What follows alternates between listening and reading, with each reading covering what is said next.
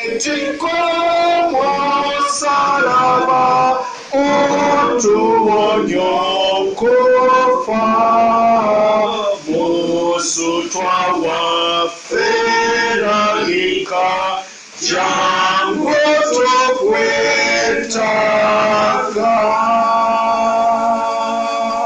Katusabe. Ayi Katonda Kitaffe Ayinza byonna, tukusaba okutuwa ekisa kyo, Omwoyo Omutukuvu alungamye emitima gyaffe agifuge mu bigambo byonna, tusobole okusiimibwa gwe bwa Yesu Kristo Mukama waffe. Amen. Tuule.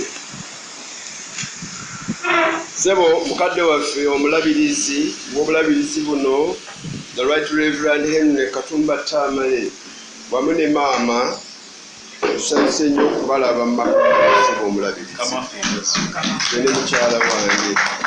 Era twagala okutwala omukisa guno okwaniriza mmwe mwenna abasobodde okujja wano mu maka gano okwetaba mu kusinza kuno Sabbiiti eno ey'Enkindu. Mukama yeebazibwa okubaleeta. Sebo omulabirizi wano wawo kubanga ne kabaka bw'akyala mu maka g'abantu amaka gafuuka gabi. Naffe mu kanisa omulabirizi w'abeera bwe waba obulabirizi, era twebaza Katonda okutuleetera obulabirizi wano. Kakati wano wali lutikko, wano si maka. Mukama yeebazibwa. Twagala okwebaza Katonda olw'okubakuuma bannange mu kiseera kino kye tuyitamu ekitali kyangu, ekiseera ekirimu obulwadde buno obwakawumpuli akudde ejjembe wonna mu nsi ng'amalawo abantu. Era twagala okutuusa okusaasira kwaffe eri bonna abafiiriddwa abantu baabwe n'abo abakyalwadde abalumizibwa. Naye tusaba Katonda nti Mukama byonna abimanyi, era tugamba nti ali mu buyinza era ajja kutuduukirira, kubanga Katonda ky'ekiddukiro kyaffe n'amaanyi gaffe, omubeezi ddala atabulawo mu kulaba ennaku. Era njagala okukozesa omukisa guno Sebo omulabirizi we wateekateeka okuyita ab'amawulire. Twagala okwebaza ennyo olw'ekigambo ekyo, okuyitira ab'amawulire naddala munnaffe omwami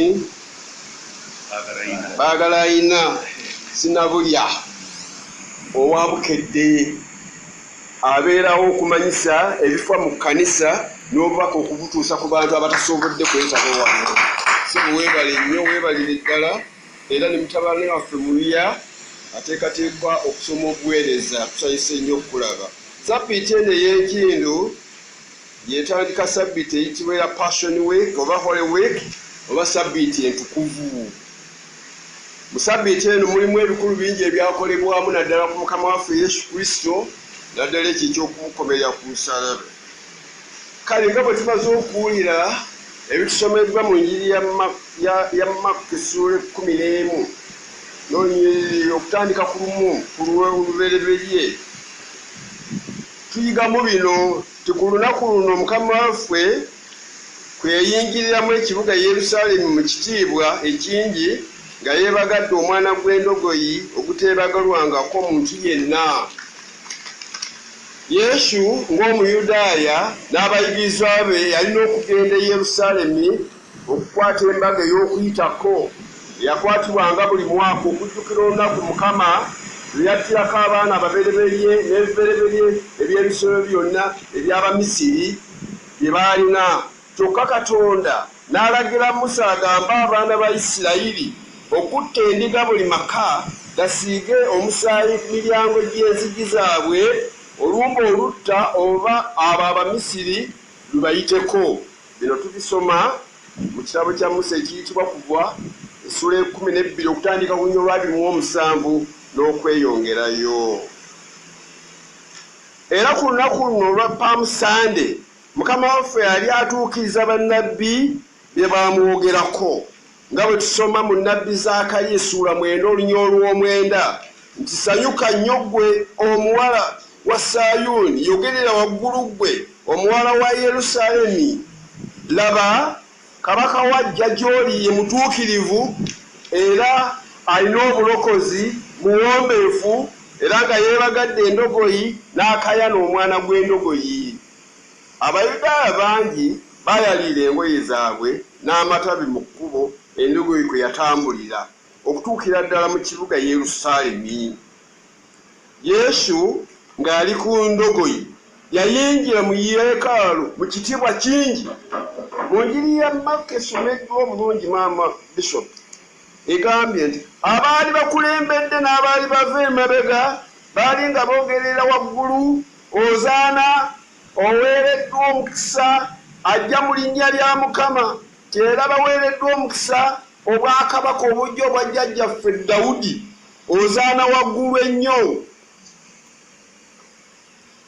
Mukama waffe wamala okuyingira mu yeekaalu ne yeetooza amaaso n'alaba byonna ebyali bikolebbwa.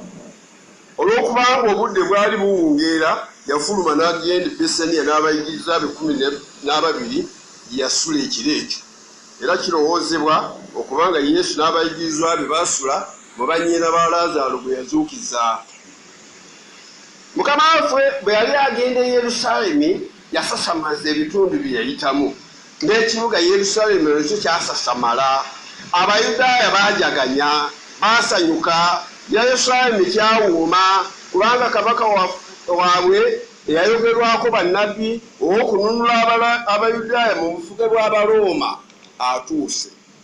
Kyebava boogera nti Ozaana aweereddwa omukisa ajja mu linnya lya Mukama, baweereddwa omukisa obwakabaka obujja obwa jjajjaffe Dawudi, Ozaana waggulu ennyo.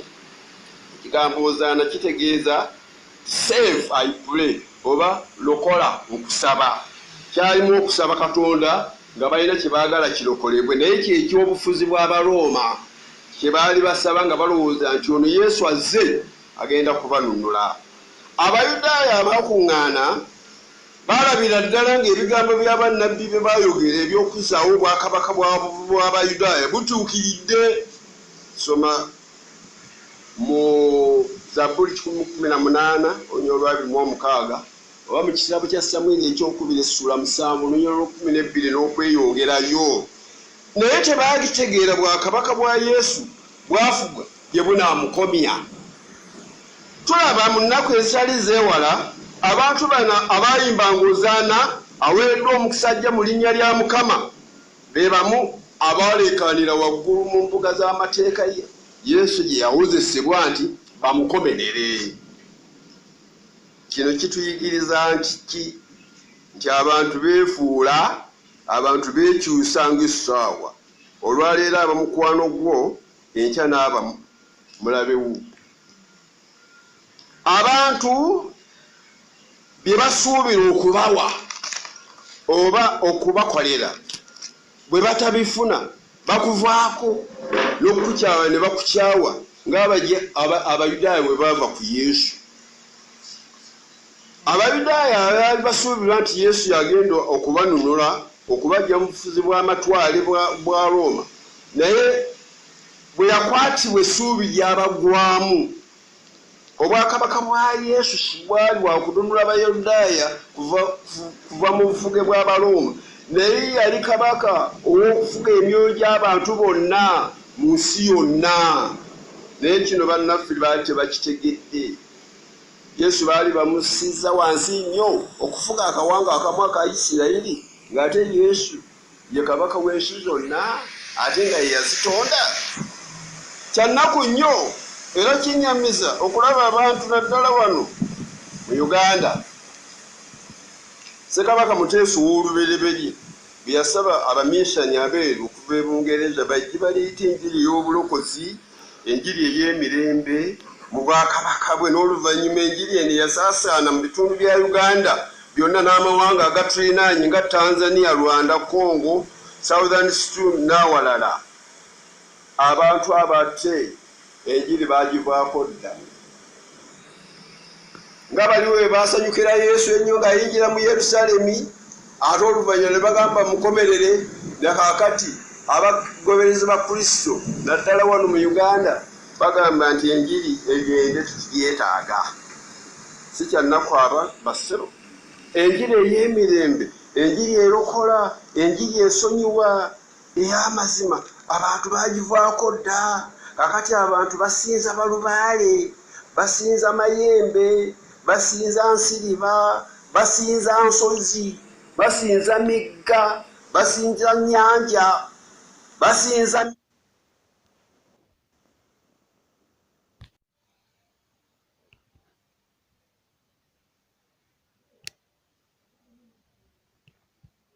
miti ennakayiba eri egyegali, basinza amayinja ag'ekkungu.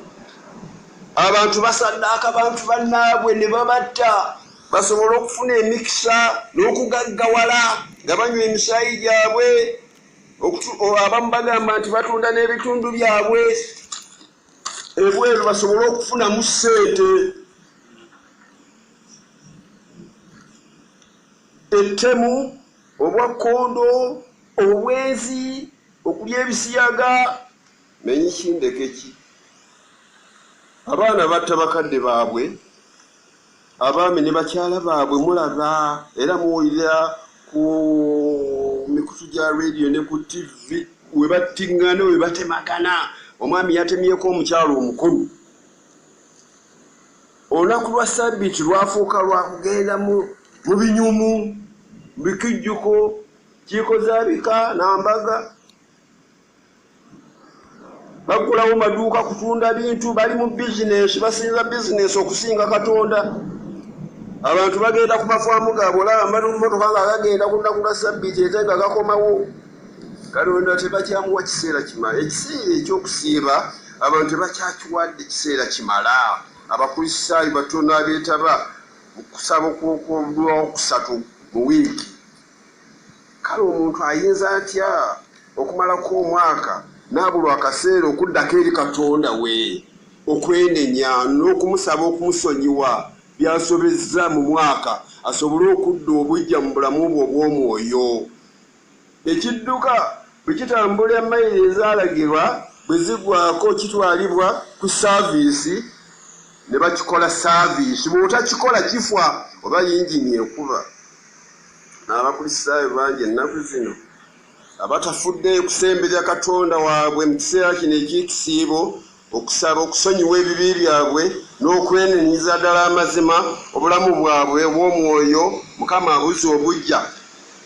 Emyoyo gyabwe tuyinza okugamba nti gyafa, era n'abamu beemanyi nti ffe twafadde emyoyo, twafa emitima, kubanga saaviisi y'emyoyo tebafuddeyo kugikola kitalo nnyo.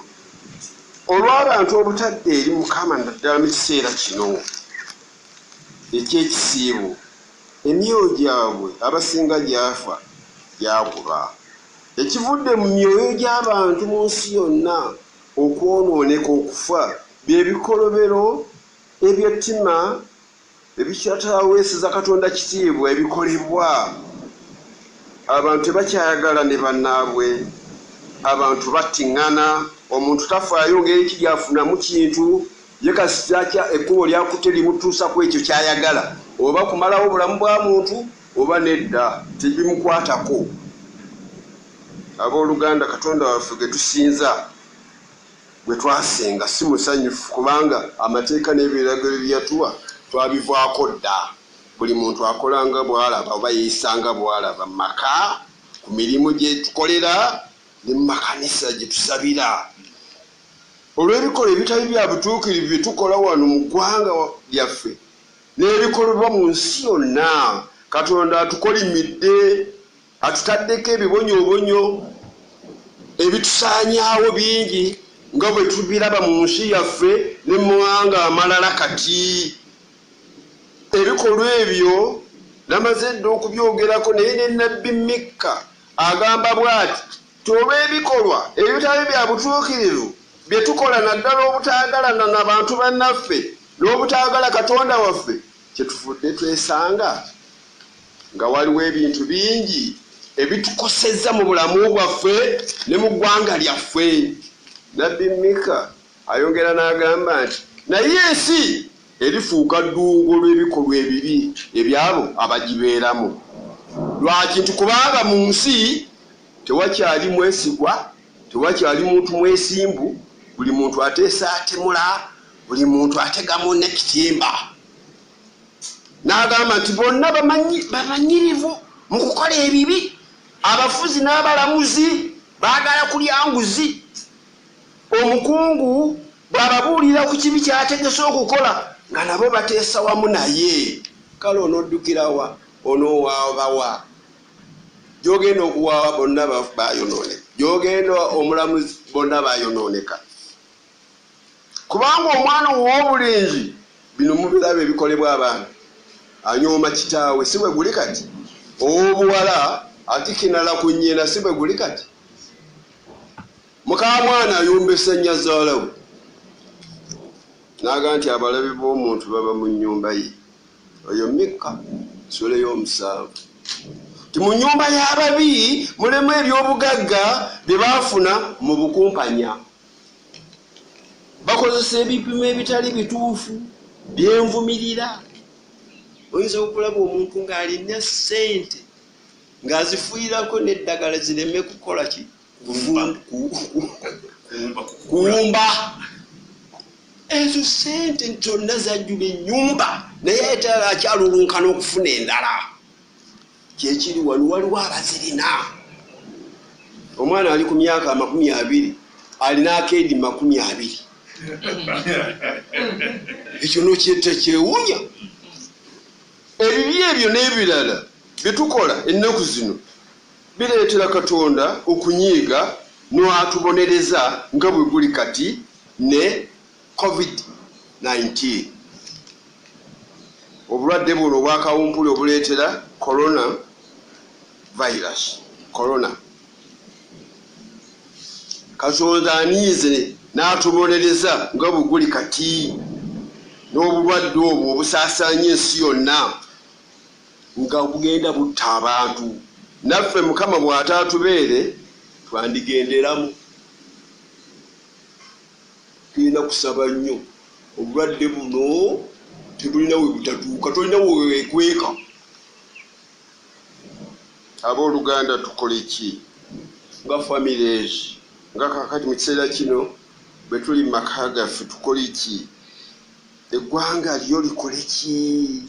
Abantu bonna abalina obuvunaanyizibwa bakole ki? Kiki kye tulina okukola abooluganda? Tuggwaawo, ebintu si bya kuseka. Katonda munyiivu. Tulina kwedenya olw'ebibi ebyo nakudde eri Mukama. Mukama waffe mu Luka 13:3 agamba nti bwe tutalyenenya Katonda agenda kutuzikiriza ffenna. Obanga olina ekintu kyonna ky'omanyi ky'okola ekitali kya butuukirivu nga tokyenenyanga, kyenenye. Kubanga Mukama waffe agambye mu Njiri ya Luka 13 nti bwe tutalyenenya Katonda agenda kukola ki? Tuzikiriza ffenna nga tasosodde. Ate mu Nnabbi Yoweeri essula 2 olunyolo 12:17 bino byatugamba tukole. Katonda agamba nti tinaye ne kaakano mwenenyereze ddala, mudde gye ndi nga musiiba, nga mukaaba amaziga, emitima gyammwe egimenyese yegiba giraga bwe muboneredde, kubanga okuyiza ebyambalo byammwe tekimala. Mudde eri Mukama Katonda wammwe, kubanga wakisa, alwawo okusungwala, akwatula nnyo ekisa era addiramu aboonoonyi. Nabbi ayongera n'agamba nti timufuuyire ng'omba abantu, mulangirire olukuŋŋaana olutukuvu, mukuŋŋaanye abakadde, muleete abaana abato n'abawere abayonka n'abagole abaakafumbiriganwa bave mu bisenge byabwe bajje. Ne bakabona abaweereza ba Mukama bakaaba amaziga nga bali wakati w'omulyango gw'essinzizo n'olutaali, bagambe saasira abantu bo, ayi Mukama, tutuleka kunyoomebwa, kusekererwa b'amawanga malala. Abooluganda bwe tuneenenya amazima, Katonda ajja kutusonyiwa kubanga tewali kibi Katonda kyatasonyiwa, era ne COVID-19 n'endwadde endala ezitusigomya ezitta nga kansa, sickle cells, pressure, sukaali n'endala ne byonna ebitumazeeko emirembe oba byabufuzi oba byanfuna ebyobulamu obwa bulijjo. Katonda bwe tuneetoowaza ne twenenya ne tujja gyali ajja kutusonyiwa, obulamu bwaffe budde obujja. Isaaya essuula emu olw'Olw'ekumi agamba nti kale mujje tuteese tukkaanye ebibi byammwe ne bibinaaba ebimyufu ng'omusaayi nja kubinaaza bitukule ng'omuzira. Kiseera kino nange njagala okwegatta ku maloboozi ageebaza omukulembeze w'eggwanga Pulezidenti Yoweri Kaguta Museveni olw'akaweefube n'okufuba kw'atadde mu kigambo kino ekyokulwanyisa okusaasaanya kw'akawuka kano ka coronavirus, ng'atubuulirira wamu n'abaminisitule y'ebyobulamu n'ebitongole ebirala okusooka okunaaba mu ngalo obutakoowa ne sabbuuni ow'ekyovu, okwewala okukwata abantu mu ngalo,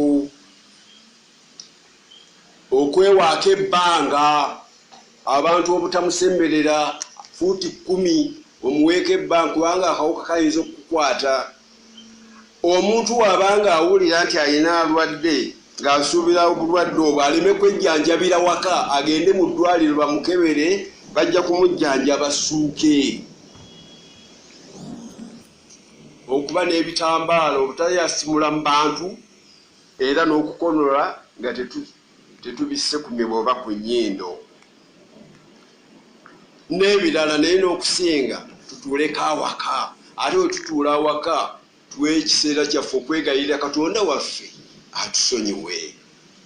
Mbaagaliza sabbiiti entukuvu ennungi nga bwe teeyongera okwegayirira Mukama atusonyiwe ebyonoono byaffe, tumusabe asaanyeewo obulwadde bwa COVID-19 mu nsi yaffe Uganda ne mu nsi yonna, era tusabe n'abalwadde bonna Mukama abawonye, era n'abasabo ne bonna abajjanjaba abalwadde Mukama abakuume. Mukama abeere nammwe.